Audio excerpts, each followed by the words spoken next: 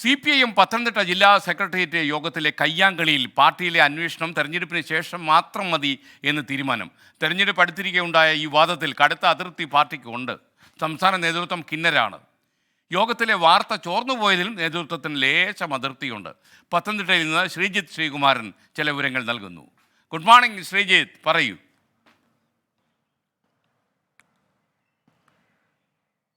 Good morning SKN. ഇന്നലെ രാവിലെയോടുകൂടിയാണ് ഈ വാർത്തയ്ക്ക് ചൂട് പിടിച്ചത്. കഴിഞ്ഞ ദിവസം, അതായത് മിനിഞ്ഞാന്നാണ് ഇത്തരത്തിൽ രാത്രി 10 മണിയോടുകൂടി മന്ത്രി VN വാസവന്റെ സാന്നിധ്യത്തിൽ PB ഹർഷകുമാർ ജില്ലാ സെക്രട്ടറി അംഗം, അതുകൂടാതെ A പത്മകുമാർ, അദ്ദേഹം മുൻ MLA ആണ്, ജില്ലാ സെക്രട്ടേറിയറ്റ് അംഗമാണ്, ഇരുവരും തമ്മിൽ അടിച്ചു എന്ന വാർത്തകൾ വരുന്നത്. എന്തായാലും ഈ വിഷയത്തിൽ ഇരുവരെയും ഒപ്പം ഇരുത്തി ഈ വാർത്ത CPM ജില്ലാ സെക്രട്ടറി KP ഉദയഭാനു നിഷേധിച്ചെങ്കിലും പാർട്ടിയുടെ സംസ്ഥാന നേതൃത്വം ഈ വിഷയം കൃത്യമായി തന്നെ പരിശോധിക്കുന്നുണ്ട്.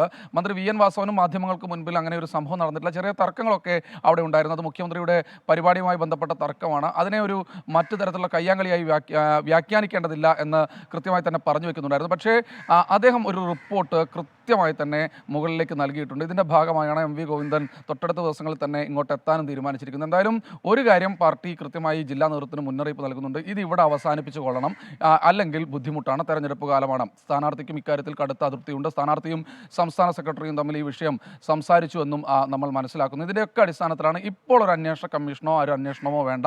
രണ്ടുപേരും തെരഞ്ഞെടുപ്പ് ചുമതലകൾ നിർവഹിക്കുന്ന നേതാക്കളാണ്. അവർ അവരുടെ മേഖലകളിൽ ചുമതലകൾ നിർവഹിക്കട്ടെ. തെരഞ്ഞെടുപ്പ് കഴിഞ്ഞതിന് ശേഷം ഒരു അന്വേഷണം നടത്താം. അതിൽ കൃത്യമായി തന്നെ ഈ 7-8 പേർ മാത്രമുള്ള ഒരു കമ്മിറ്റിയാണ് അവിടെ ചേർന്ന് ജില്ലാ സെക്രട്ടേറിയറ്റ്. ആ ജില്ലാ സെക്രട്ടേറിയറ്റിൽ ആ സമയവും ആ ഓഫീസിൽ അധികം ആളുകൾ ഉണ്ടായിരുന്നില്ല.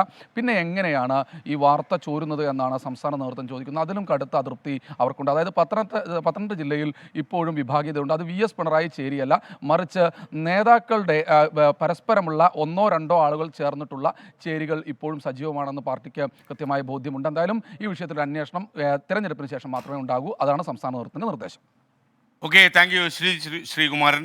രതീഷ് കുമാർ ചോദിച്ചിരിക്കുന്നു, താങ്കൾ ദിനേശ് വീഡി വലിച്ചിട്ടുണ്ടോ? എന്താ ഇപ്പോൾ ചോദിക്കാൻ കാര്യം എനിക്കറിയില്ല. ദിനേശ് വീഡി ആണോ എന്നറിയില്ല. പണ്ട് ഞാൻ വീഡി വലിച്ചു നോക്കി, ഒരു കൈപ്പൻ വീഡി, അതിൻ്റെ ബ്രാൻഡ് എന്ന് മനസ്സിലാക്കിയില്ലായിരുന്നു.